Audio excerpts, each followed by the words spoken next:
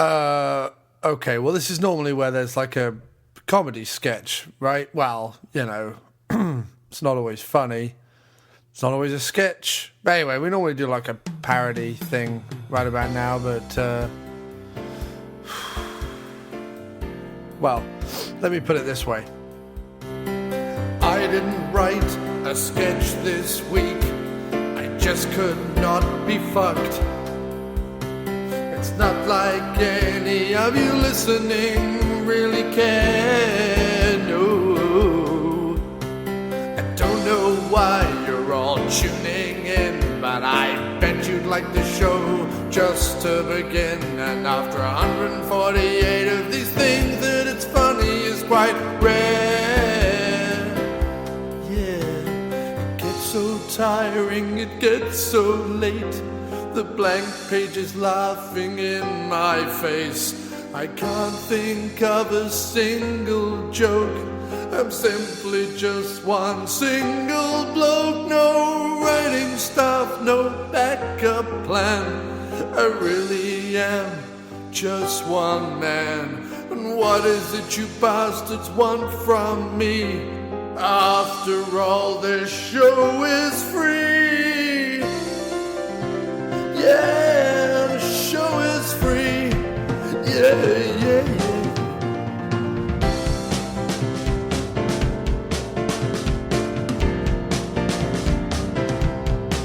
So yeah, I did not write a sketch this week, so please fucking deal with it.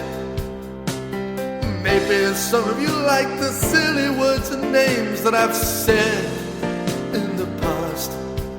But you tried doing this show after show. Well, what would you write and where would you go? I'm so out of ideas, I'm singing this shitty song instead. Too fast.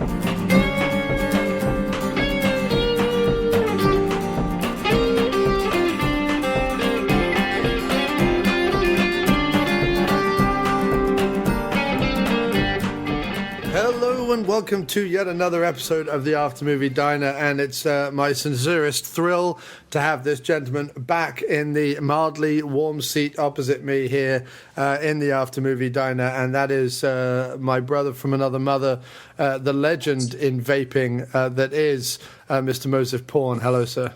How's it going? I'm excellent, sir. Excellent. And yourself? You know how it goes. Just sitting here wanting to talk about ridiculous kids movies. Yes, indeed. This week, Mo and I are going to get in touch with our inner child, which, to be honest, is not difficult. It's not very hard. As it's not really so much an inner child as a all-over body outer child. Well, it's funny. Back in the 80s and the 90s, you heard about people having their midlife crises, and they would, go out and get these shiny new cars, and live these weird, extravagant lifestyles. And I find that with our generation, what's happening more is that we're turning to the things that we loved in our childhood way more than like big expensive cars and like big outlandish things. So that's because there's no fucking jobs. Well, that's true too. Yeah, it's definitely a lot cheaper to go find a VHS copy of Snow Day than it is to right. To go. Yeah, there's no fucking jobs and no fucking money. So instead, we're just like we like disposable stuff, essentially. Right. Exactly. Although I feel like we've made disposable stuff collectible. That's kind of what we've done. We've taken the disposable that any other generation, like if you speak to even my brother's generation, he's like, yeah, I got rid of all my CDs or I got rid of all my VHS, apart from like the odd, like my sister-in-law has a Disney collection like you do and stuff. But apart from that, like, yeah, we got rid of all of that. The kids just took up all our time. We don't watch movies anymore, blah, blah, blah, blah. Or if you speak to my dad, he's like, what's VHS, you know? Or he's like, oh, the thing I fall asleep to. Because he when he watches movies, he just falls asleep. Whereas, yeah, you're right. Like our generation, us 30-somethings have, we've made the disposable collectible. And I think all the better for it. And you see companies cropping up all the time in... and obviously Arrow are moving over to the US as well, but you see companies are cropping up all the time in distribution, not of new movies, but of retro movies. So. Right. And it's a little weird. You know, I do definitely think the collector culture has sort of ruined a little bit about that. And I think we've actually talked about this in the past, but, you get the collector culture going on, and then prices for everything start skyrocketing. And it's like, no, I'm not going to pay $30 for a VHS tape. That's never going to happen unless it's things. And then I did. But,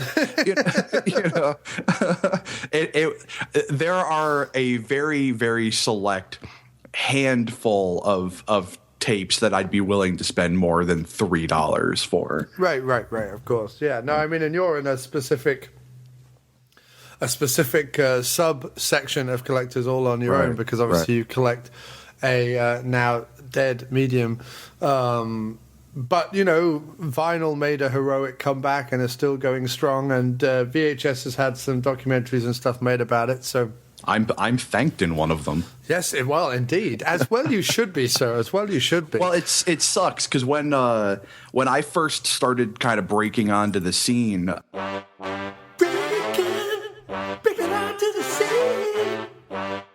Breaking onto the scene. Mopon's breaking it. Oddly enough, around the same time that I managed to dig up enough money to buy shelves so that I could actually display my tapes. I started getting a lot. This was around the time when I really started getting into Twitter, and I got contacted by Josh Johnson, who did the Rewind This documentary. Real great guy. I've become friends with him since then, but he asked me, he's like, oh, well, hey, where are you? I'd love to come talk to you. And I'm like, well, I'm in Connecticut. And he's like, oh, we already did that area. So I was literally like 2 months late getting into it, or else I would have been in the documentary that I was thanked on. That would have been awesome. So that would awesome. have been awesome. As a side question, I know you're in the Connecticut area, and I know you made a documentary, or the little indie documentary about the music of Connecticut. Have you ever heard of the Sickabilly band called Sasquatch and the Sickabillys? Oh, I have, actually, yeah. Okay, right. Because a friend of mine gave me the album Storming the Gates. Yeah, I'm not a huge rockabilly guy, but they're fun.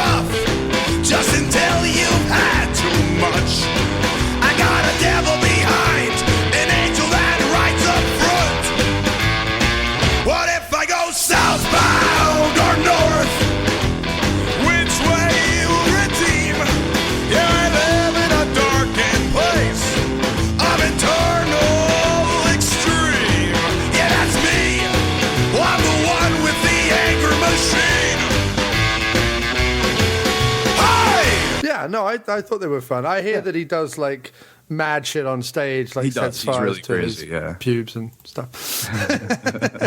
Which they teach their own, Yeah, right, exactly. You're talking to the same guy who, if he was still alive, I would go and see Gigi Allen. So I mean, right? No, of course, indeed. Of course, I'd wear a fucking hazmat suit, but still. But that would all be good. So that's a bit of a side point. I probably won't keep that in. But yes, so we're getting in contact with our inner child or outer child or whatever we're doing. We're both wearing short pants anyway, for people who want to know. And, You're wearing pants? Yeah. I have to, dude. It's fucking freezing here in New York. I know. Yeah, that's the only reson I'm wearing pants. Yeah. Otherwise, Mo and I would be nude as the day we were born. Balls swinging. Yeah. And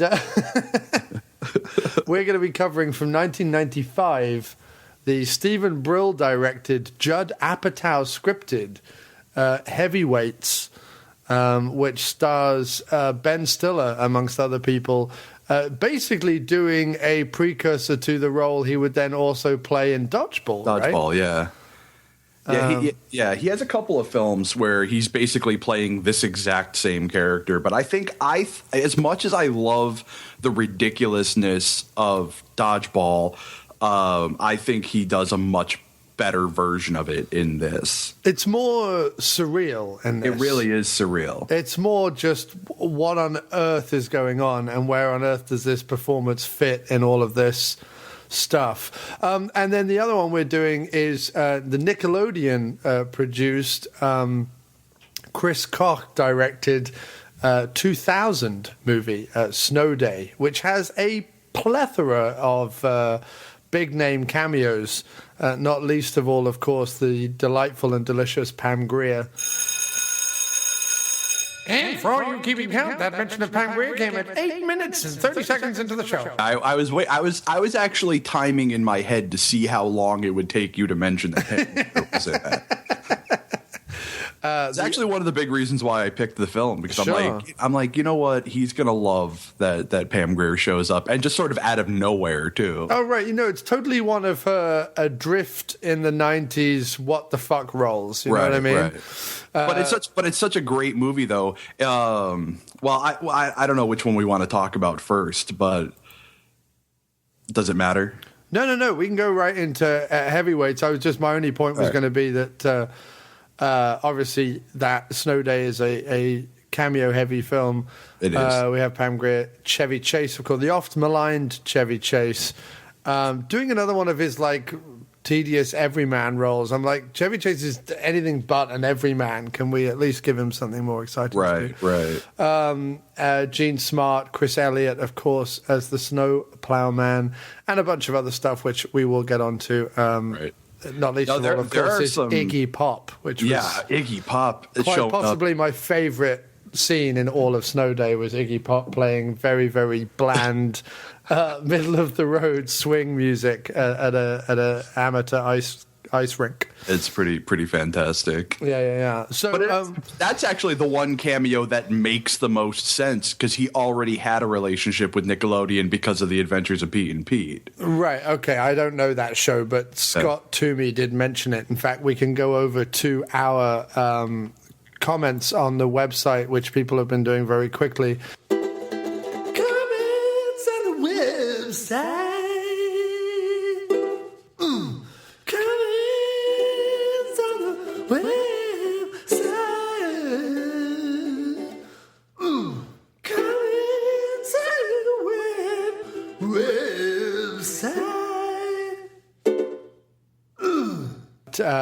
We had Christopher Powell from the Three Black Geeks says, "Holy shit, I love Heavyweights. Ben Stiller was hilarious in it.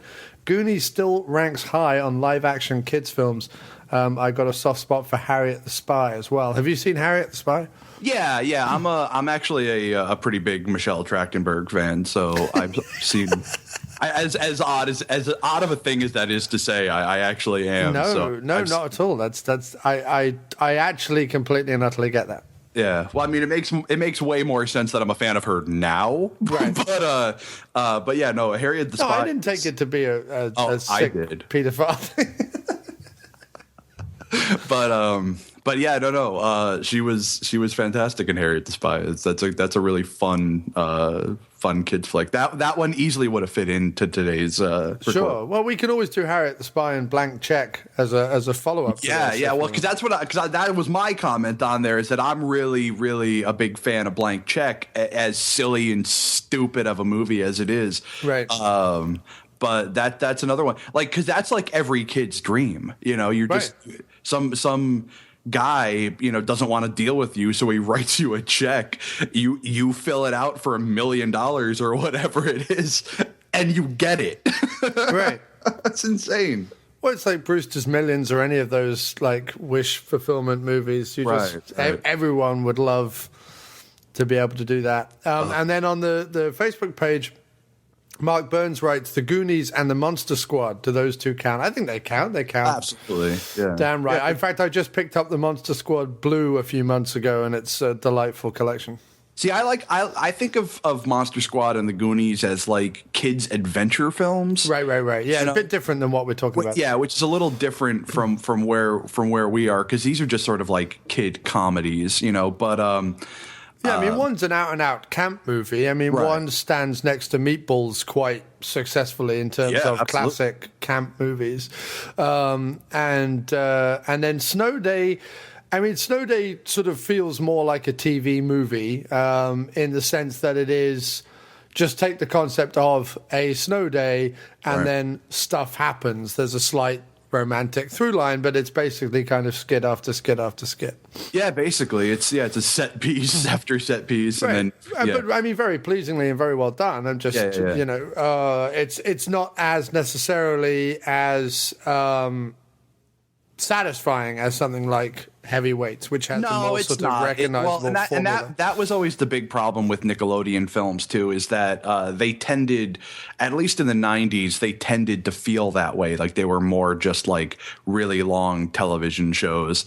And that's definitely the case with Snow Day. But it's funny, when Snow Day first came out, 90 whatever, 2000 or 2000, sorry.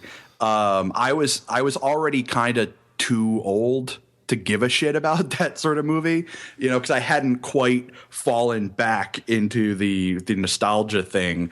And I remember I was in the local video store, and they were trying to figure out what they wanted to watch, you know, because they had a big TV VCR set up, and they like to pop movies on for the customers and whatever.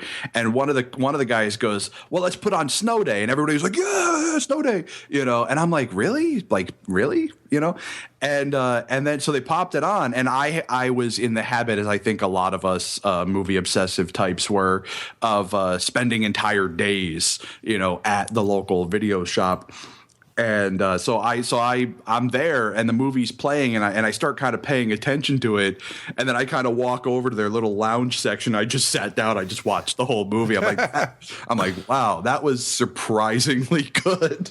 Yeah, it's odd. Well, first thing to mention about both these genres, from camp film and sort of kids comedy, slight rom-com aspect of something like Snow Day, is that both films, and a lot of kids' films like this, also have crossovers in the romp genre, which you love so much, like the 80s romp, because absolutely. Seriously, you add naked chicks to Heavyweights or Snow Day, and it's a romp. Like, you add naked chicks to Heavyweights, and it's Meatballs. Right, exactly. But it's, you know, it wouldn't take a lot of rewriting. I mean, neither script is so childish or so adult that it couldn't work if you just chucked a Porky's-esque shower scene in there somewhere. Well, in Snow Day, you could have taken all of these high school kids, added 3 years to them, made them college kids. Right. And it could have been, there could have been a lot of shenanigans. And there are romps that take place at camps, there are romps that take place in like ski school or, you know, hot dog or any of those like snow, you know, surrounding ones, which always makes me laugh because they're always like, we want to get topless chicks, but we're going to set it in like sub-zero freezing temperatures. Like hot dog. Yeah, right. It seems a little ridiculous, but they got away with it. I mean, how many ski schools are there? Like 3 or something? 3 or 4, something like that. Yeah. You know, I'm sure Corey Feldman's in at least one of them. Oh, yeah. Well, Corey Feldman has to show up in one. And then there's that weird thing that was happening also around in the 90s where you would get sort of I'm thinking mainly stuff like Idle Hands, but like that kind of teen horror thing that was going on. And they weren't quite horrific, but they weren't quite normal either. And they weren't quite romps, but there would be a kind of... I mean, if you're talking about Idle Hands in particular, there's an incredible topless scene in that. Right. But, they had that aspect. There was a lot of that sort of teen stuff floating around in the 90s and 2000. More like the trouble is now is sort of every movie is made for teens, crossover to adults. So therefore, we don't get this kind of selective filmmaking anymore, because everyone can go and watch a Marvel movie, or everyone can go and watch The Hobbit, or everyone can go watch Harry Potter. Like that's what's being made. So you don't really kind of get these slightly more goofy, slightly more 80s throwbacks, slightly more cheeseball. The only thing that we get these days that's even remotely along those lines, and not even because they're like goofy comedies, but because they're so like demographic specific, are like the modern action films, specifically modern R-rated action films, where there is a very specific demographic they're looking at. They're not trying to appeal to the lowest common denominator. And I think that's a big problem with movies these days, is that I think you'd have a lot more people out there, like fans, would be a lot happier if they were dealing in specific demographics. Really, like frat movies and romps and summer camp films and stuff like that. I mean, it's just like it just doesn't exist anymore, and it's a real shame. I mean, there was stuff like The Appetite, I suppose, Super Bad, and things kind of come close, and The Hangover and stuff. But these films were a bit more knowing. There's something weirdly innocent about romps. Right. You know what I mean? Even though they're very clearly made, like, oh, okay, here's the point where we have the wet T-shirt competition. Right. There was always something sort of just joyously fun about them. You know what I mean? Yeah. A little bit scuzzy, a little bit sleazy, but mostly just sort of bonkers fun. Whereas now it feels more sleazy. Like if Apatow does nudity in his movies, or if The Hangover or whatever has nudity in, or whatever it is, there's something that actually does feel scuzzy about it. I don't know why that is. Well, I have a very basic, unthought out theory about this. Is that American Pie was another one, which I know you fucking hate, but like I hate it. The American Pie series, when there was nudity in them.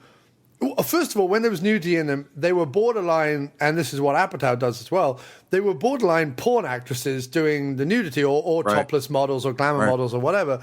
So there isn't that thing like there is in the 80s romps, where it's a bit more, it's just regular people. It feels like they've paid them a few bucks extra, Well, my theory is that which should be more sleazy, but still works better than now. And that's sort of where I'm getting at, is that the intentions behind a lot of the nudity in the romps from the 80s specifically is very sleazy. Like, the producers are like, we gotta get some tits in this fucking thing, and they just leave it to the writers to figure out a way to get the tits in, and it's like the way the writers did it, it was so like rushed and forced that it's like you're not really given a reason why you're showing tits. But now, because every movie needs to have like this story throughout, like you're being told why you're seeing the tits, and it's like, no, I don't want that. I don't want to be told, because now you're making me feel bad. Right.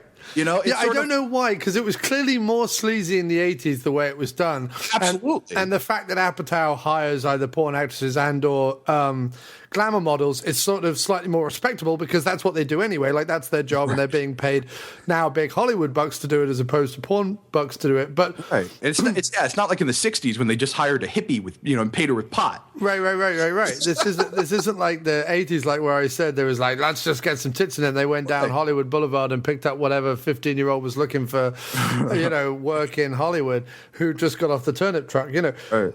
And yet, for some reason, something like Porky's feels very kind of innocent and almost sexless. Like, there's nothing particularly, sexy now as an adult watching it. or hot dog or anything like that. It's just sort of pure joy and pure kind of innocence. For some reason, that's what it comes over. You know, the wet T-shirt competition, all that kind of stuff. Seems silly fun. It's all id. Right, it's also a glorious day before political correctness, which is just the best thing ever. Right, because now you have to explain yourself, and in the process of explaining yourself, it becomes weird. You're ruining it. Yeah, you're just making it weird. You're making it awkward. But, don't tell me why I'm seeing tits. Just show me tits. Right. So, but anyway, I mean, that was just to sort of link it, because one of the ideas we had, we were going to do some romps on the show, and we might still do that down the line. But I'm watching romps. Yeah, exactly. Me too. And I was watching. In fact, I just picked up a dozy box set of 4 of them. But watching Heavyweights and Snow Day, I was like, oh, it wouldn't take too much to kind of push these over, because they're such 80s throwbacks. They really do feel like when I was watching Snow Day and it said it was made in 2000, I was like, well, that just doesn't seem right. Like 95 seemed better for Heavyweights than Snow Day should have been made in like 92 or 93 or something. Well, it's so funny, because when I go back and I think about, my first experience with Snow Day, I feel like it was the late 90s. I don't feel like it was the early 2000s, but apparently it was. Right. And the other thing is that, to be said about these kind of kids films, there are obvious cults around films like people are mentioning, like Goonies and Monster Squad and stuff, that will be around forever. Like Goonies will get rewatched just like Indiana Jones does or whatever. Like it's that kind of movie. It's up there. But there is also a kind of like me and you, Mo, like we like our romps and things. There is a subsection of people who, and let's be fair, stoners mainly. It really is. And I'm not a stoner, but I mean, I relate to that group of people mentally for whatever reason. There is a kind of subsection of people who like to put on movies like this that aren't exactly, they're not written for that demographic, and yet there's something like joyously, the adult mind can watch something like Snow, especially like Chris Elliott and Snow Day, and put like a whole bunch of stuff into that character that isn't necessarily there on the page, but you can put a whole bunch of funny stuff in there. And these movies, to me, they kind of fit alongside, weirdly, stuff like Airheads or maybe Orange County, or which, funny enough, Shula Fisk is also in. But like those kind of movies that were never big hits, but for some reason kind of hang around as these slightly culty movies in their own way. Right. And I suppose the last one I can remember even trying to do anything like this would be something like School of Rock, I guess, with Jack Black, was sort of the last time we had a full-blown kids movie, but with a sort of anarchic sense of humor of adults. Right. Or at least one that wasn't like winking and nodding the entire time. Oh, no, if anything else, I mean, if anything, like... No, he goes... School of Rock goes about it very innocently. Right. And that's one of the big reasons why I like it so much, is because it's not meta, it's not self-aware, it's not winking the whole time, Right. It's the same. It's very cool. And yeah, Scott Toomey, to your point about Pete and Pete, he says Snow Day is a classic. It was originally written and intended to be a feature-length movie for the adventures of Pete and Pete. So just fill me in on that. So what is the adventures of Pete and Pete? All right. So the Adventures of Pete and Pete was a show in the 90s on Nickelodeon, starring two brothers who were both named Pete. Right. There was Big Pete and Little Pete. And basically they had like these, it was a very weird show, very sort of ahead of its time, I think. And like each week, like the boys had like a different like school bully they were dealing with, or like, something to that effect. And it's funny, now that I hear that, I can absolutely see this being, because, Michelle Trachtenberg was in Pete and Pete. Right. And she played the neighbor that could have easily be transposed over with the little sister character from Snow Day. Right. They're basically the same character. Right. But yeah, and like Little Pete had a best friend. He was called Artie, the strongest man in the world, and he was just this weird guy. I think what was the actor's name? Like Toby Huff, I think was his name. And he was just this weird guy who wore like just like thermal underwear and just like did weird like strongman poses and like odd feats of strength. And they always had these weird schemes, you know. Like there was one where they were fighting against their bedtime. So the parents told them, you know, fine, then stay up all night, you know, and so they're like, okay, and they did, you know, and then the next day, you know, it comes and goes, and they're like, and so it's basically what it boiled down to was that they decided, all the kids in the neighborhood decided that they were never going to sleep again. And so they spend the entire rest of the episode trying to keep themselves awake, and slowly but surely they start falling off. But it was a real that sweet. Sounds like some twisted, innocent version of Nightmare on Elm Street. It kind of almost is, you know. It is very sweet and innocent, but twisted and demented all at the same time. You know, there's an episode where Little Pete, walks by this garage band practicing, well, in their garage, and he hears the song, and it instantly becomes his favorite song of all time, and he has to recreate it. He has to hear it again. So he gets like his math teacher and like the mailman, and you know, and actually I believe the main character, the actor who plays the main character in Heavyweights, was actually on Pete and Pete. I'd have to look that up, but if not, then it's a kid who looks a lot like him, right. Like on drums. I think he called himself like Pork Chop or something like that. And they just play this one riff over and over and over again while Pete sings the song, and it's just such a sweet show, and actually has he wasn't. If you're talking about Mark Webber, who plays Hal in Snow Day, he wasn't in Pete and Pete. No, I'm talking about the kid who played the main character in Heavyweights. Oh, right. Okay. But yeah, it actually has a Connecticut connection too, because there was this local band here who actually attained a certain level of national fame called Miracle Legion, and basically Miracle Legion minus one guy is the band that does the opening theme song for Pete and Pete. They were a band called Polaris. And so it's kind of cool because like I know them.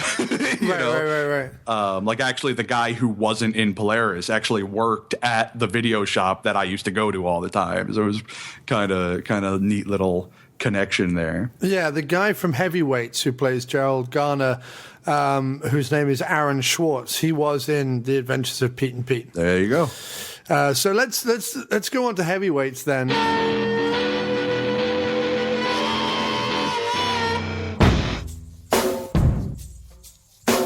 I hung on to Mary Stump, danced with the soldiers' glee.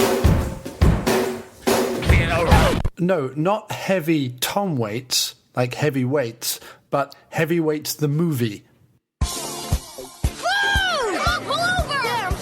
Far from the everyday world, there is a place where big... Congratulations, Mr. Sims. You are the fattest boy in camp. ...is beautiful. Chipmunks, download! And thin isn't it? This is definitely not sanitary. For Jerry and his friends, it was a dream come true.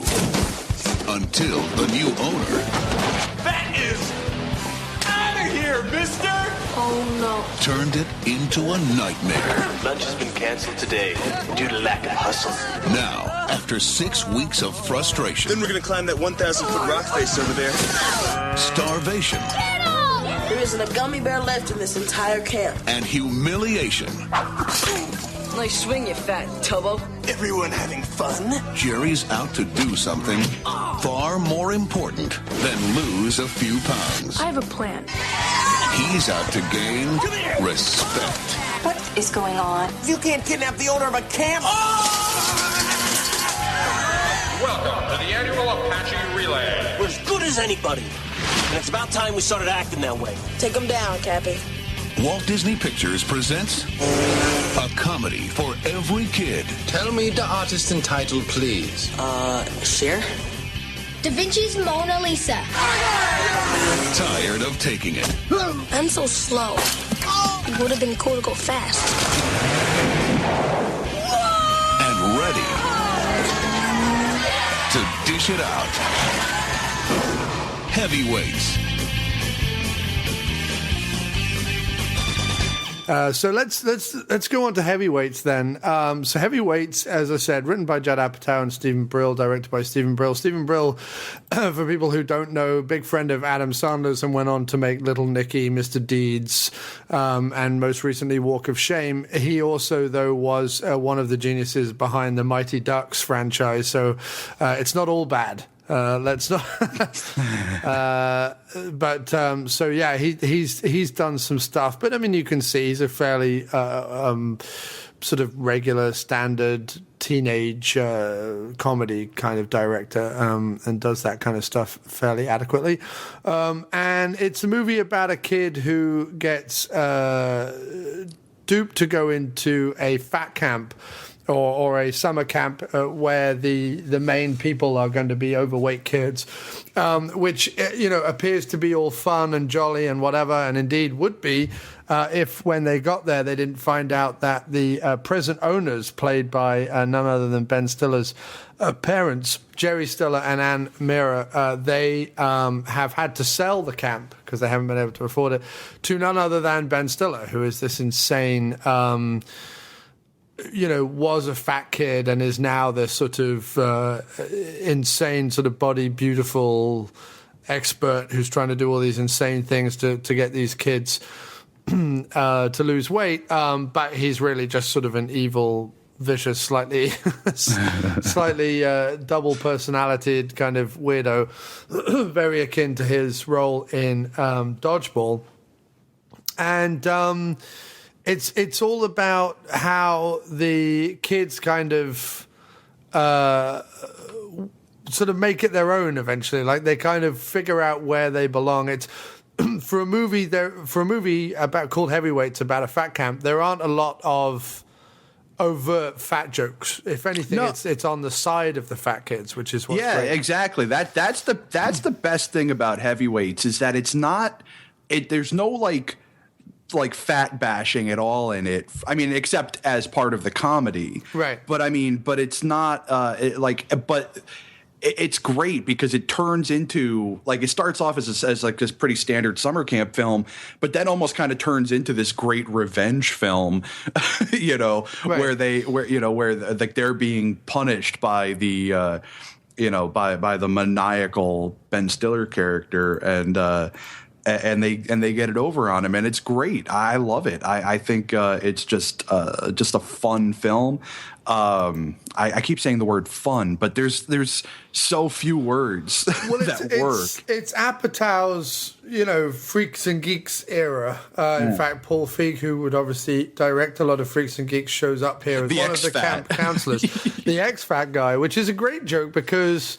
Here's a guy who's still a counselor at the camp, but they all, instead of him picking on them for being fat, they're all picking on him for having lost weight. He lost the weight. Right, which is, and it's again what he would go on to do in Freaks and Geeks, which is to look at not the jocks and the princesses, but to look at the people who are on the fringe and them owning their own their own identity and their own group and succeeding. And yeah, okay, there is a little bit at the very end of this movie that is as cliche as they come, where, you have to, or every camp film has to end with a competition in right. which the underdogs have to win, of course. But I like how they took the meatballs idea and turned it on its ear so that instead of it being a foot race at the end, it's like a dune buggy race. Right. So it's the fabled go-karts, which is one of the reasons why the kid even agrees to go in the first place. And then once the go-karts were all smashed, they have to, by Ben Stiller, they have to rebuild it and make it into this super go-kart thing, which is kind of cool. But what I liked most about that ending is that it's a 3-part race. There is, physical fitness stuff like in assault course and running and bag jumping or bag hopping or whatever, and that kind of stuff. Then there is an intelligence thing where they have to answer some questions, and then there's the go-kart race. And the interesting thing is it's not like, over the summer we all got into shape and suddenly we can outrun the skinny fit kids. They still, while they're doing that opening bit, are falling all over the place, unable to climb up over the thing. They're no good at it. But when it comes to the intelligent bit, when it comes to the go-kart, they then gain ground, as it were. Right. And so it was nice to see that it wasn't some kind of clean, you can get fit and healthy too kind of message. It was just, you know what, if this is the hand that nature's dealt you or whatever, obviously don't try and exacerbate it, but also try and just sort of own it and be your own person. You don't let the bastards get you down kind of thing. Right. I mean, it's not like an overly preachy film. Not everyone needs to lie on a bed of nails and have a man smash an ice block off of his stomach. Which was quite possibly the most ludicrous thing, because at no point has that got anything to do with physical fitness at all. Anybody could lie on a bed of nails and have a block of ice hit by somebody else. Yep. It was just one of those. I mean, Ben Stiller is joyously off the hook in this movie. I mean, it's Ben Stiller show era Ben Stiller, so he's still in the mindset of doing lots of different characters and doing voices and not minding making himself look foolish and so on. It's sort of, unfortunately, Ben Stiller, especially with his work with Noah Baumbach, who if I ever saw on the streets of New York, I would just repeatedly punch in his velvet jacket wearing chest. But unfortunately, with his work like that, Ben Stiller has become this sort of mumblecore, bland, kind of uninteresting leading man who really seems adrift. Like, he really doesn't seem to be able to be having much fun. Even in Walter Mitty, which I know had its detractors, but I thought was okay. It was a bit of fun. There was some nice stuff in it, and I know it's not true to the original story, and I know it's a bit different, but I quite enjoyed it, and I certainly liked a lot of the scenery and things, and Kristen Wiig's always good, and, things like that. Even in that, though, he's playing the soul-searching, mumblecore, stubbly leading guy. You know what I mean? He's not playing anything that's particularly a stretch. And he's slowly, and it's funny because in Walter Mitty, he's looking for Sean Penn. He's slowly becoming Sean Penn, Bono, all these people that he would normally take the piss out of for being like boring and pretentious. That's who Ben Stiller's sadly become. But cut back to 1995, he's still fully in the flow of doing ridiculous characters and over-the-top voices, and there's nothing more delightful than seeing him play this deeply broken, deeply offensive, deeply pretentious, over-the-top sort of body beautiful fitness freak who's also just bought the camp. Like, Daddy has some money because Daddy's a lighting fixtures king. I love the moment when he's like, all these lighting fixtures around you were donated by him, and then like this giant chandelier comes down from the middle of the room. There are some absolutely just fantastic jokes that Stiller pulls in this movie. Yeah. There's also some really nice things because his character is meant to be able to do lots of like flips and twists and climb high things and all the rest of it. And there's a brilliant joke towards the end where his character appears to do like these somersaults in midair and then land on his feet. Just as he does, it cuts to Ben Stiller. He goes, ow, like that. And then he carries on with his spiel. But he's breaking glass on the floor and walking across glass. And as he does so, he's like, ow, ow, like that. And he's like, I have the willpower. And he breaks something else. He's like, ow, ow.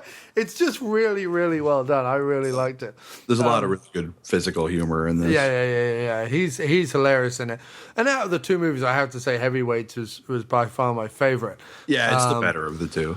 But it has great harkening back to Meatballs, except it succeeds where Meatballs fails because there isn't an annoying kid in this movie. Now, like Christopher Makepeace? Right. There isn't a Bill Murray, to be fair. Right. The guy who plays the main counselor Tom McGowan, he's close. He's pretty good. He's kind of nice and supportive and kind of deadpan. But you don't get a Bill Murray, but you also then don't have to put up with the annoying kids. Like, the one thing that drives me nuts about Meatballs and Caddyshack is that all the stuff with the adults is great, and all the stuff with the kids, I just want to fucking have them all killed. Especially Caddyshack. Anything with the kids or the judge in Caddyshack, it's just not funny. It's almost like painful and annoying to watch. And the genius of this is the kids in this are just so charming and just so watchable and just so enthusiastic. In fact, I mean, one of them, most people will know, Kenan Thompson, would obviously go on to become a big light on SNL. But actually, the scene where we meet him, that character, is brilliant because he's on the plane going there, and he goes, and he kind of like sidles up to the seat that the main character is in, and says, "So you going to fat camp?" And he goes, "What? Why are you asking?" "Because you're fat." Right. And then he's like, "What? Oh, is that your dad?" "What? Why are you asking?" "Because he's fat." And then he's like, "Yeah, I'm going to fat camp." Yeah. And he's like, "Well, why?" He goes, "Because I'm fat." But it's not. It's not mean either. Like it's not mean at all. When this new kid shows up, when Jerry Garner shows up, he's immediately ingratiated into the group, more or less. Right. The only ribbing he gets is that he was given by one of the flight attendants a little like winged badge or pin that he had on his chest on the airplane, and when he gets off, they all call him Captain because he has his insignia still pinned on.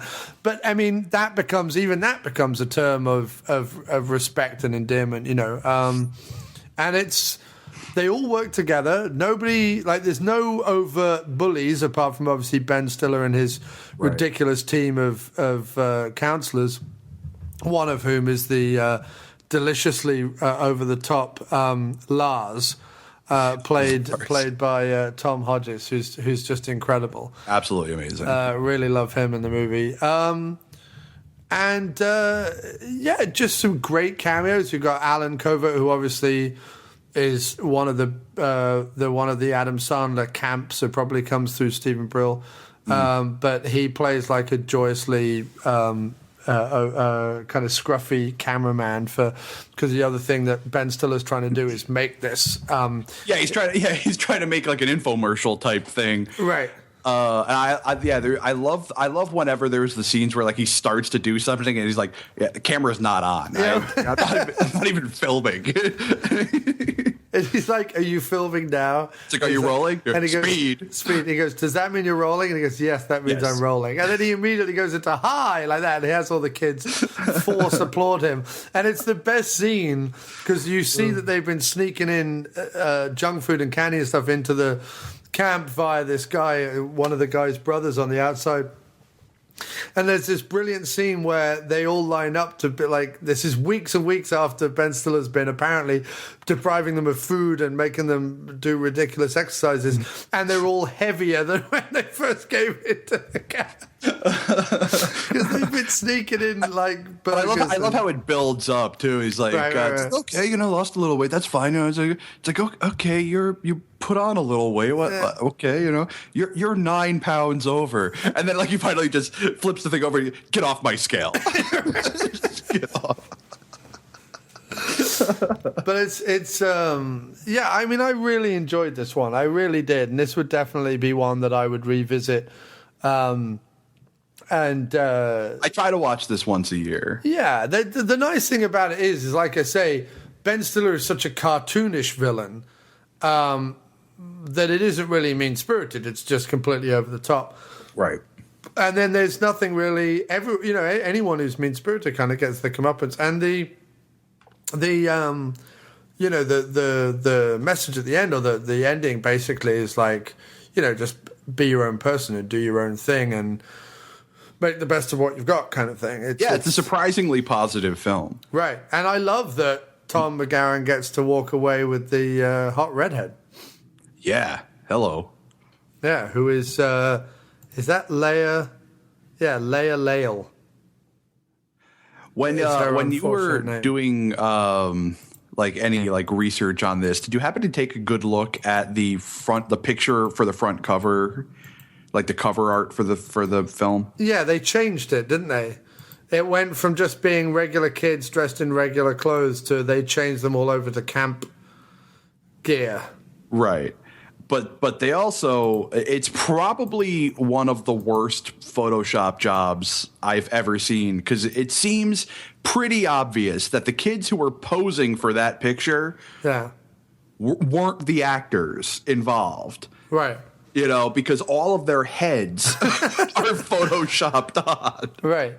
And it's just so, I love it. It's so. Well, no, I think what it is I think their bodies have been replaced with the camp outfits, because there's originally a photo that looks much better that is them in just generic kids clothing, and the guy wrapped up in the sub roll that they're all holding up is dressed in generic clothing, and then someone came along and went, I don't think people will understand this is made in a camp, so let's change all their outfits to camp outfits. So that's what happens, and I think that's why their heads look superimposed, is because actually it's the T-shirts that are superimposed. Oh yeah, there it is. Look at that. Yeah. So I think that's what happened. Oh yeah, that's definitely what happened. And apart from the four kids who are clearly in the movie, no one else, like nothing is being sold on the back of Ben Stiller or anything like that. It's like now you'd expect the DVD release now to just have like big Ben Stiller's head on it, and maybe even from Judd Apatow or whatever. Right. Did this even have a DVD release? I don't know. I didn't really look that up. I didn't either. I only didn't watched even think the I just watched the one you sent me. But I loved it. Jeffrey Tambor shows up as his dad briefly. Even fucking Tim Blake Nelson shows up at the very beginning of the movie just for 5 minutes. But yeah, I was worried. There was a part of me that was a little worried that Paul Feig's character was going to drive me nuts. But actually, I even liked him. I liked the fact that he was, more often than not, he was the one who was like, screw this. He was, more often than not, he was sort of annoyed. Well, and he doesn't get a ton of screen time. So, I mean, he's one of the main camp counselors. But really, once the Ben Stiller camp counselors come on, you don't really see that much of him. It's how you wish life was.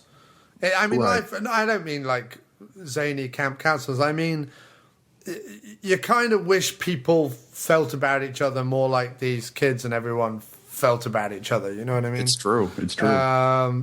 Because there's no way everyone would be this nice. No, not a chance in hell. You'd be the new guy. You'd be the one getting picked on for at least a month. Right, yeah, exactly.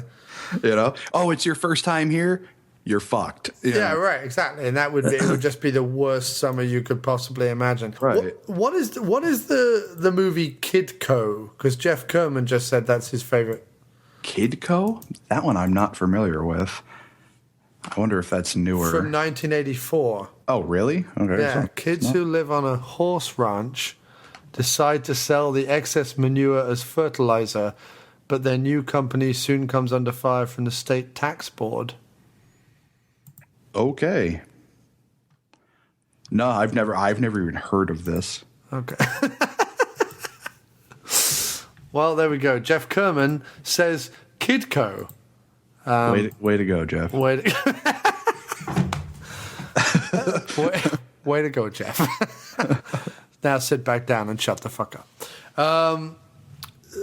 I also loved the slow motion Lord of the Flies binge eating whipped cream sequence, which just had me roaring with laughter. I didn't expect to like that, but I thought that was absolutely delightful.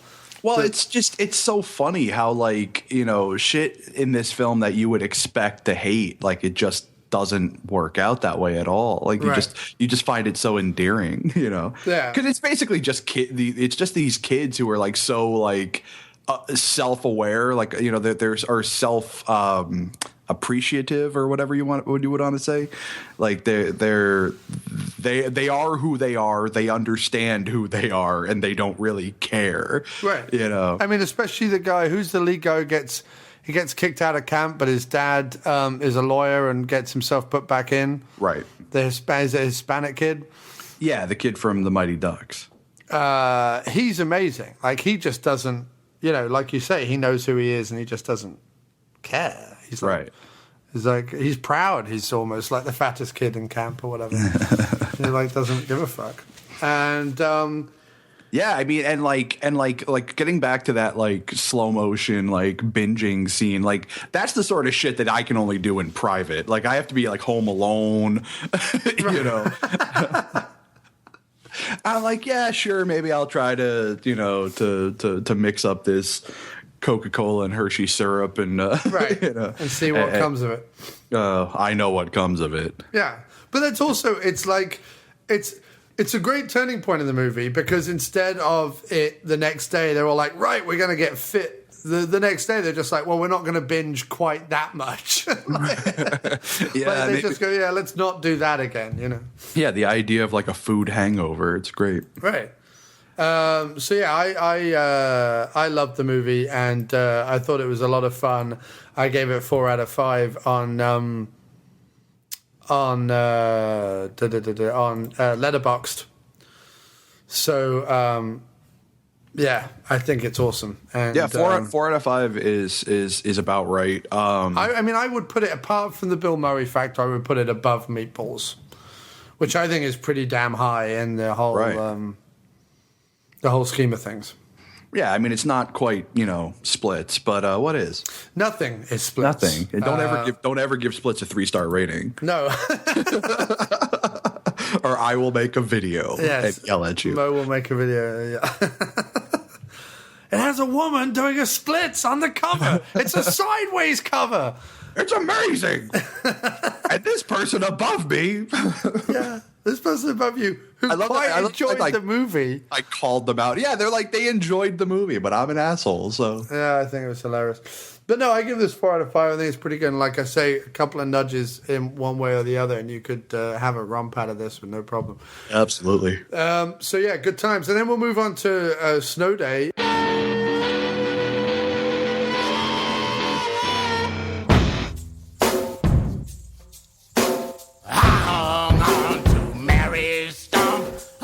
With a soldier's glee. No, not heavy tom weights. I said Snow Day. 1, 2, 3, 4.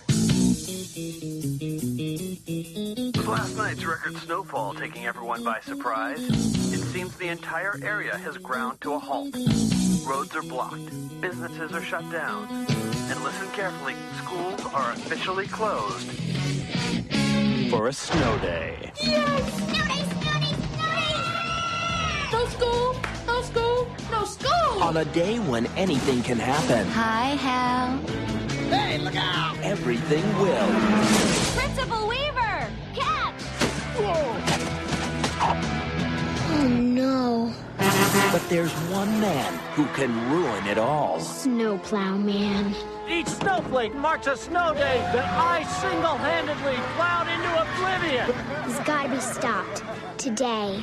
Claire, I know you're watching. What is this? Frank, pan off him. I say try something new. Me. It's a snow day, Claire. Anything can happen. Paramount Pictures and Nickelodeon Movies present snow, and lots of it, folks. I got your standard slush ball, and this the jelly-filled snow nut. Kids, as unpredictable as the weather. No school. Hey, enjoying your day off? I know I sure am. I gotta go. No rules. Ta-da!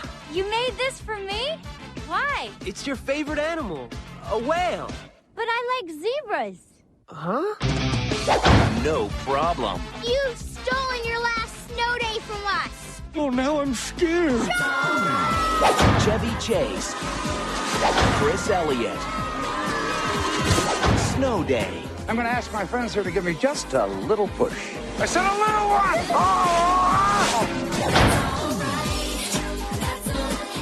one! Which I wasn't as enamored with. I knew what they were going for, but I don't feel like it succeeded in quite the way that Heavyweights did. But still an enjoyable time of it.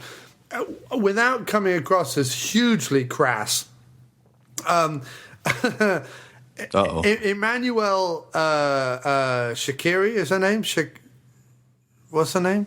Oh, Shikri, or whatever her name is. Yeah. Claire Bonner is, but if you took one N away, Boner. You wouldn't be wrong. The thing about this is that she never once takes her top off or anything like that, and there's never a alluring video, a close up of her breasts. But just her presence makes this an R-rated movie. That is not a joke. There's a whole sequence where she's walking around her room in a fairly tight T-shirt, and she has hard nipples. There's no other way to put it. Yeah, she has no hard other nipples. way to put it. Her she nipples might are... as well have not been wearing a top. Yeah, it's my favorite scene in the entire movie.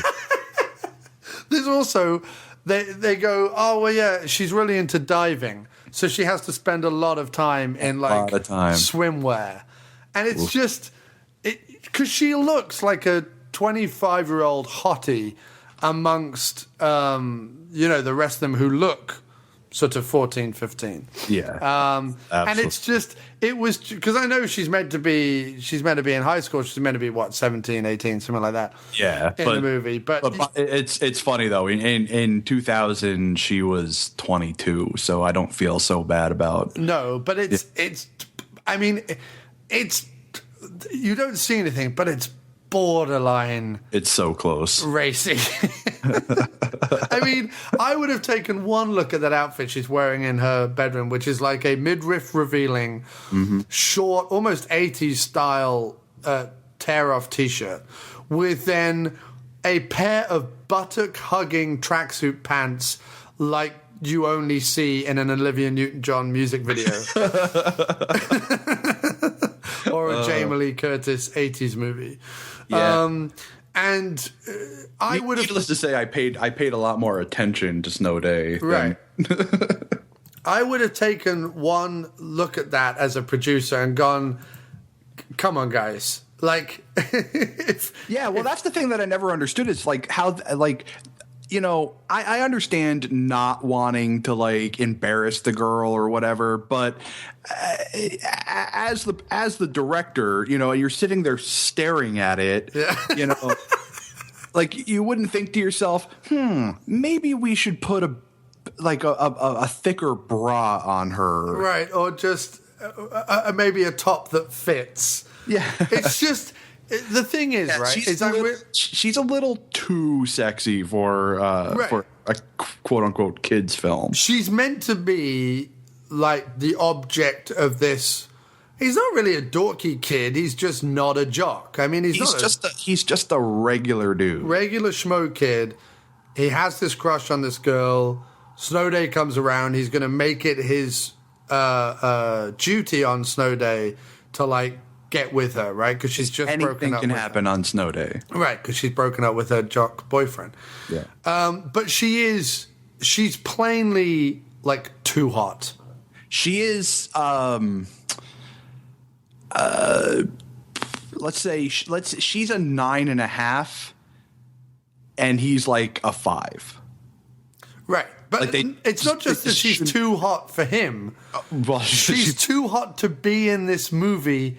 Period. It's a Nickelodeon kids film, and I was sat there watching it, going, "My Christ!"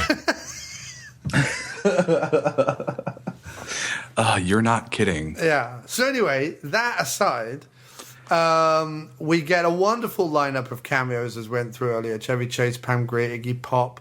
I don't know if it's Shula or Shyla Fisk, who was also in Orange County, which was a early Jack Black movie, was made by what's the guy's name who was the director who made a bunch of Mike White, same guy who did School of Rock. Mike White, who wrote it, but there was it was directed by Jack Kasdan.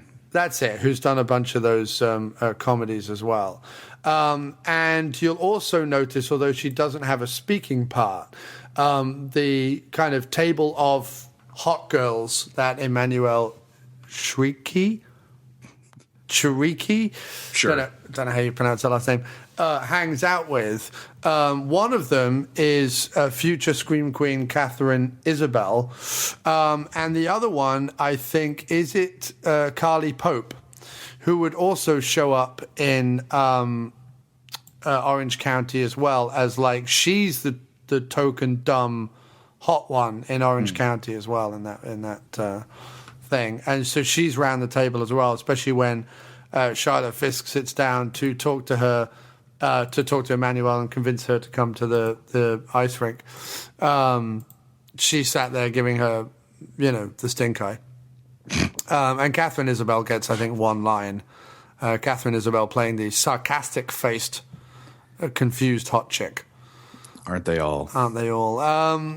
And basically, what have we got going on? Well, we've got there's a few storylines. There's a bunch of storylines. I mean, we just go from one skit to the next skit to the next skit, don't we? Right. Yeah. Which actually is one of the biggest things that works for the film, because if they had tried to keep it just one storyline and maybe have like a B storyline, it wouldn't have worked. No, it's like each character in this family has their own storyline going on. Right. So we've got the kid, and we've talked about him. He's lovelorn for this incredibly hot woman. And beaten only in the movie by Pam Grier. Yeah, if true. Pam Grier was wearing the outfit she was wearing, oh, good Lord. Yeah, right. Yeah. All right. And then we have his little sister who is she's the one who wants the snow day. Yeah, she's the one who wants the snow day to begin with. There's some implication that by saying some mumbo jumbo over a snow globe that she's given by her father, played by Chevy Chase, that maybe she caused the snow day.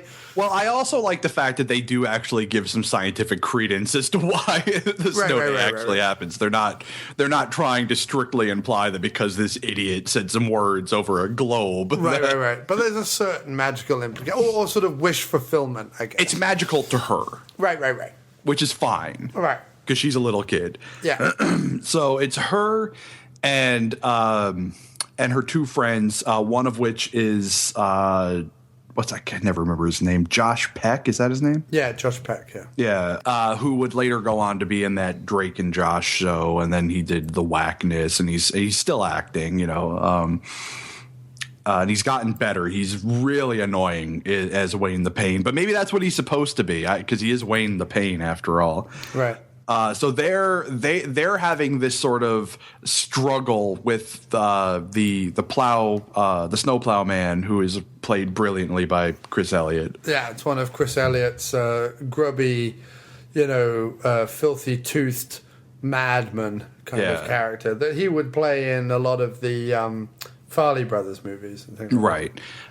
So that's going on, and then in the meantime, you also have the mother who's trying to broker this huge international deal. All the while, she's kind of forced to stay home with her ADD riddled, borderline psychotic, just insane kid who is brilliant, by the way. Who at one point, I don't know, it probably wasn't in the script or whatever, but at one point it looks like he runs up and punches Jean Smart in the twat. Like at one point it literally looks like he runs up and punches her vagina. Right. In the movie. Which I'm sure obviously wasn't scripted. I'm sure that wasn't. Yeah, I'm sure the director didn't say, hey, kid, why don't you run up and just punch her in the pussy? Yeah. Could you cunt punt her, please? Could you just give her a nice little cunt punt? Yeah. Bring the baby maker. She handles it like a pro. And then her husband, Chevy Chase, he's having a sort of rivalry because he's a real meteorologist. He's having this rivalry with this cheeseball, slick-haired weather dude on this other channel. Played by John Schneider. Yeah. Played by John Schneider. And Pam Grier's his boss, and she keeps forcing him to dress up in ludicrous outfits and play the novelty weatherman angle. But he actually predicts the storm and was the first one to go out with it. But Schneider tries to steal his thunder or his snow, and but he gets his comeuppance too, which is fun. So that's sort of Chevy's through line in the movie.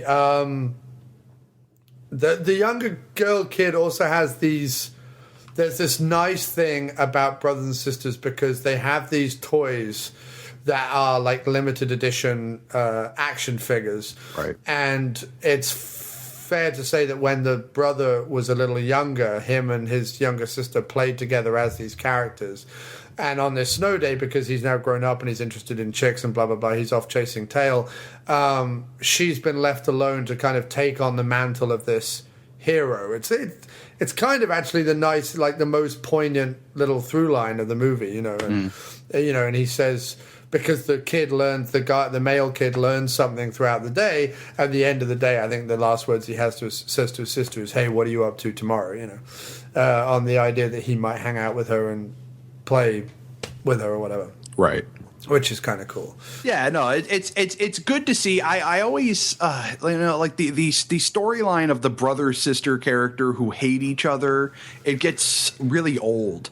So it's nice to see, you know, when you have a brother sister character who actually like each other. Right. And she's also having to deal with her playmate growing up, which is like something that has to happen, you know. Exactly. And I had when I was of a certain age, I think I was about 10 or 11, and my dad was going to get remarried, and the woman he was remarrying had a younger daughter who was like 3.5. So I definitely found myself at sort of the age of 11 or 12 of having to kind of find something like I could do to hang out or play with my younger sister, and you know, or movies we could watch or something, you know, we could do silly stuff with the video camera or whatever it was. So like I kind of understood the age gap was probably a bit bigger than this movie, but like I certainly fell towards that. I certainly got that. I certainly thought that was kind of a cool thing to whip into the film, which anchored it nicely and made you like both characters a great deal. Oh, there actually is. There's a fourth, not real storyline per se, but there's an ongoing gag that keeps happening throughout the film too. That's almost sort of its own storyline, but not really. And that's the principal. Right. Yeah. Right. Played by Damien Young. Yeah. Who is brilliant. He's great in this. Which is a hilarious through line. It's the fact that he loves. He hates snow days because he loves being a principal so much. Exactly. So he's not even like a bad guy. It's just that he hates snow days. And of course, because he hates snow days, kids hate him. So like just like the entire film, everywhere he goes, he's just constantly being pelted with snowballs from invisible children. You never you don't see who's throwing them. You just see that it's just no matter. You only see once, and that's when the sister throws the first one at him before the snow even starts. Which they've kept in a cooler for the whole year since the last snowfall. Because that would work. Right. That thing would be rock hard. Right. She would have killed him. It's the fact, it's so well done because it's the fact that every time, there's one sequence where he's hiding behind his car, and every time he pokes his head out, within a split second, there are 3 or 4 snowballs hitting him. Right. And it's so well done. You know what I mean? It's so ridiculously well choreographed that it really makes the joke. I mean, if the snowballs were slow, or if they were too small, or if they were too big, or if it was too obviously faked, it wouldn't work. It's the fact that no matter when he puts his face out anywhere, you just get this like all these snowballs hit him all at once. And there's a great sequence where he runs up to the window of the diner where they're all hanging out during the day, and he's like, help me, please. And they're like pelting with snowballs. And looks at it for like a second. Yeah, and then they go back to what they're doing, and he just sort of slides down the window. In fact, I love the crowd in the diner because there's a great repeat of that later on, where Chevy Chase and John Schneider are having their standoff in this field, and Chevy Chase is like hitting him with all this actual meteorological knowledge, right. And John Schneider doesn't know what the hell he's talking about. That he's like, so who's the real weatherman? Say it with me. And everyone in the diner is like, Tom Branston. Like they're all just kind of hypnotized by this ridiculous going on. It's funny to think that there'd be that many people. Right. It's a tiny diner as well. Tuning into the same news station. Right. But, there's also a nice bit, like one of Chevy's nice bits is when he finds out that a kid is doing an ice sculpture of John Schneider's character, and he basically attacks this kid, it's throttling him and grabbing him, and he's like, take the mic, I'm going. He's trying to grab the chisel off the kid, and he's trying to force the mic into the kid's hand, and I thought that was pretty funny. Yeah, they struggle for a while, and the kid's reaction when the statue falls over is great. He's like, no. So, yeah, I mean, my favorite bits was the ADD kid.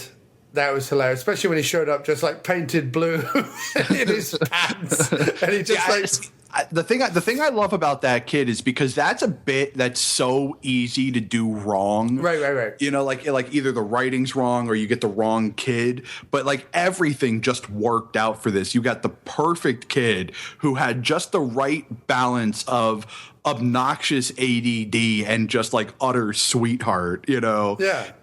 And he just did the craziest shit. He put his head inside of a lunchbox and started banging it into the wall. It is truly incredible. But the way Chris Elliott reacts when he comes running out of the room, painted blue in his Stars and Stripes underoos, and then he runs out into the snow. And Chris Elliott, who is the one guy throughout the whole movie who is utterly threatening two children, is taken down in that instant by being what the hell is that thing? What the fuck? What's going on? Because it's just some kind of tribal kid just kind of runs out of the thing. And it was very funny. But it's also, again, sweet that by the end of the day, Jean Smart's character, Laura Branston, gives up on trying to do her thing and actually enjoys time with her son. Right. I think the ending voiceover says something along the lines of, she got her life back. And there is a certain thing to this movie that is John Hughes-esque. Right. It all takes place on one day. It all takes place with the same kind of characters. It's got a kind of 16 Candles kind of Breakfast Club thing in there. It's not as skillfully put together or as wordy, but it's in there, I think. Yeah. And then, of course, there's the amazing Iggy Pop sequence.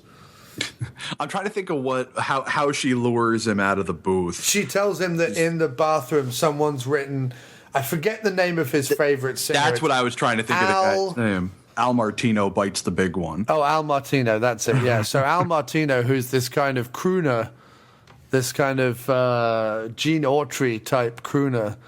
I like how they describe the girl, dude. It's well, who wrote it? And she goes, it's this big weird girl with a dog collar and a snake tattoo on her face. Right.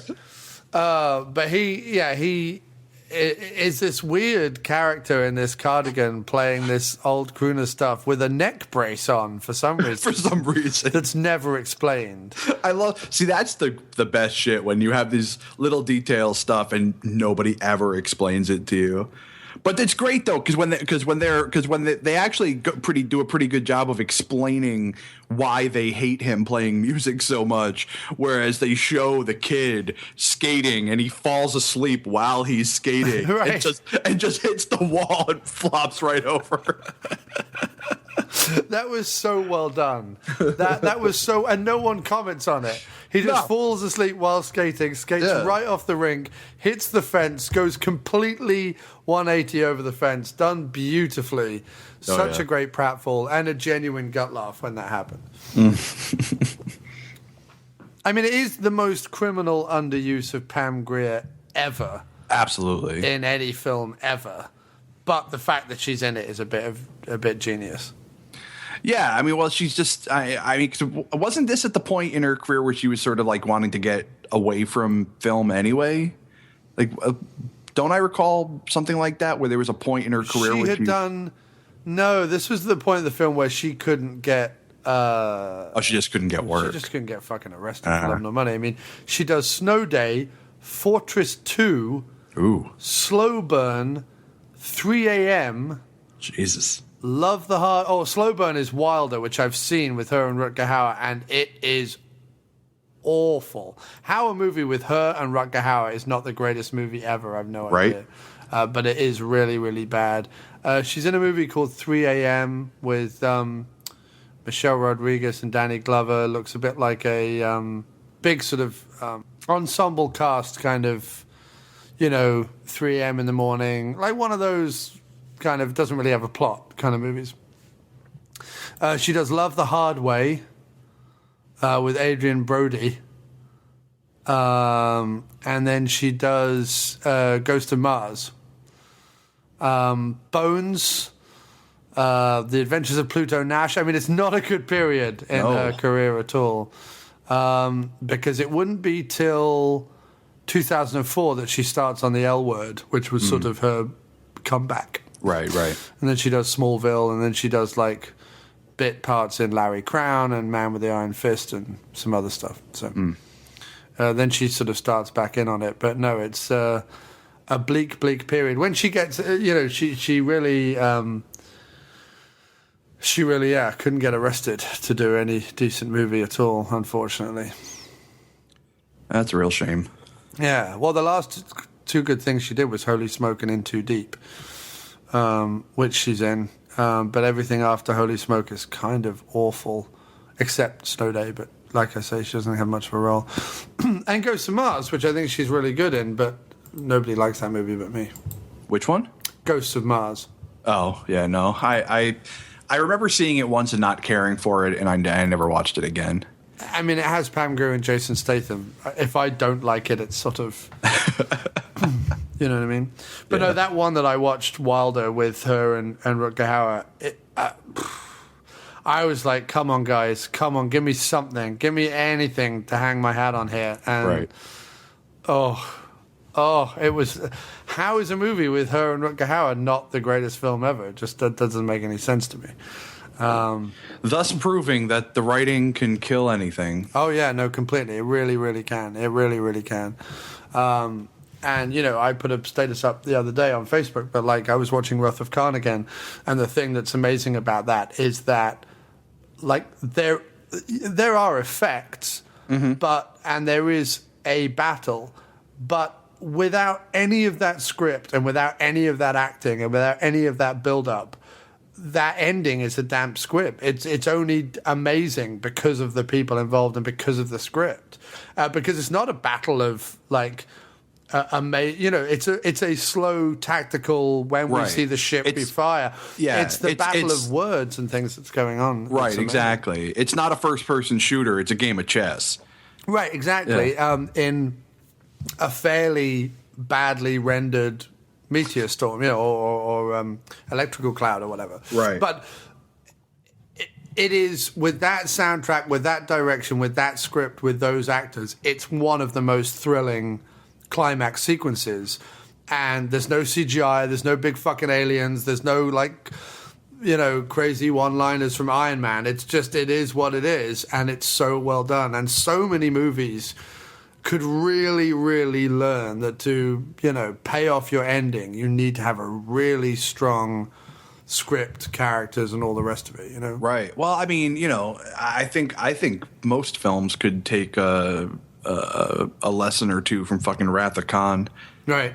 But how I think some of the other fucking Star Trek films could take learn a lesson or two from it. But how the fuck if you watch that movie again, not with a view to how good the script is or how amazing it is that Shatner and Montalban are doing what they're doing, just bear in mind that at no point are Khan and Kirk in the same room ever. Right. That most of the back and forth they have takes place on computer screens or via communication devices. Right. There's no big set piece to speak of particularly, except maybe the one set piece that there is where the Enterprise is being fired on. How does he defeat him? By putting in some code into a computer. It's not like he defeats him with some amazing whizzing through the galaxy, CGI heavy swordplay like in a J.J. Abrams fucking Star Trek movie. Yeah, he defeats him by using an old pair of pince-nez glasses, looking down his nose at a code book and going, "Put in this code, Mr. Sulu." Like that's the action, quote unquote, and yet it is gripping from start to finish. Agreed. So yeah, when you watch it again with a view to actually what's going on screen, it's a bunch of people standing around in cool outfits delivering amazing dialogue, and that's basically it. You know what I mean? And and you can get away with that too. I mean, there's a lot of movies out there where that's all that's really happening. It's just a guy in a room. I mean, look at 12 Angry Men. Right. Of course. That's nothing happens in that movie at all. Some critics will tell you the most successful thing Kevin Smith ever did was Clerks, and that's literally just two people talking. Right. Anyway, I don't know why we got off on that, but anyway, Pam Grier. Oh gosh, which of course turned into Wrath of Khan, right? Because it makes sense. It does make sense. Imagine if Uhura had been played by Pam Grier. Oof. Good Lord. Imagine if Uhura had been played by Emmanuel. I mean, there's something criminal about just having her on screen in a kids' movie. That's all I'm saying. You're not wrong. There's something borderline wrong about it. No, this is definitely one of those movies that makes me feel bad every time I watch it because it's like, God, and it's a real shame too because that actress has done almost no nudity in her career, so it's like, this is about as good as you're going to get, and that makes me feel like a bad person for even saying it. So, any more points on Snow Day or the other one? No, I mean, Heavyweights. Obviously of the two, I think Heavyweights is the better film. Like we said, a 4 out of 5. I'd give Snow Day a 3 out of 5. Plus, the Heavyweights has a song. Heavyweights does have a song. The Heavyweights has the Heavyweight song. and any film that in of itself makes it more like a romp. Right. But 95 is sort of the tail end of when romps were kind of on their way out. Like you were still getting some real shitty romps, coming out like 93, 94. So 95 is really on the tail end. So I wouldn't be surprised if in the pitch meeting they're like, well, let's make something like, like a teen comedy, but, for fat kids. Right. And then somebody said, that's a great idea, which is the weirdest thing ever, but they did. And I'm thankful for it because it turned out great. But so 4 out of 5 Heavyweights, I'd say 3 out of 5 Snow Day.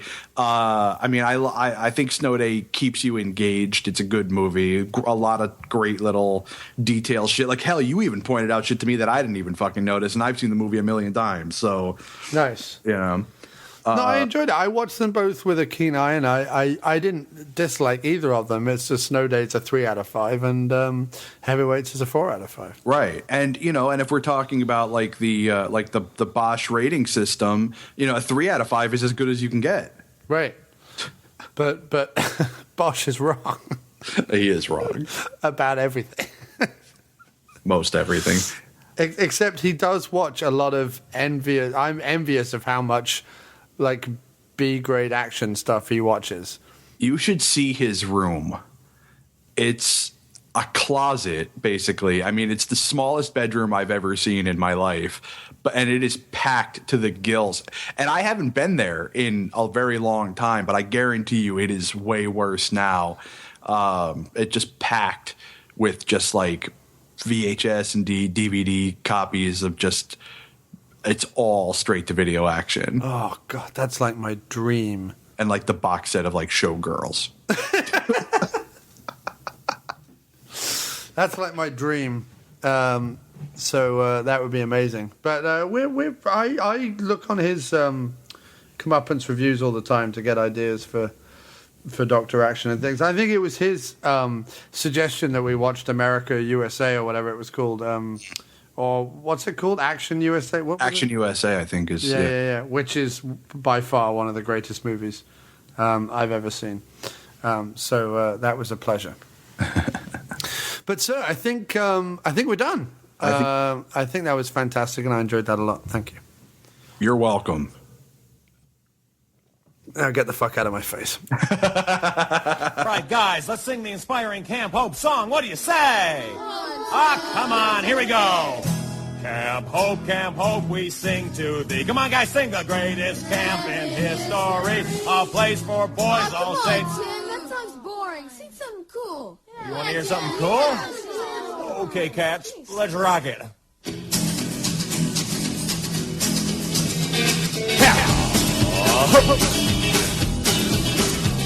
Camp Hope, the place for boys. We got no girls, we got no toys. The bunks are hard, but cabin's hot. Last night a snake crawled in my cut. Make sure the shower door is shut, or else mosquitoes bite your butt. And don't swim past when your friends made a warm spot in the lake. All right, guys, now you can hang it.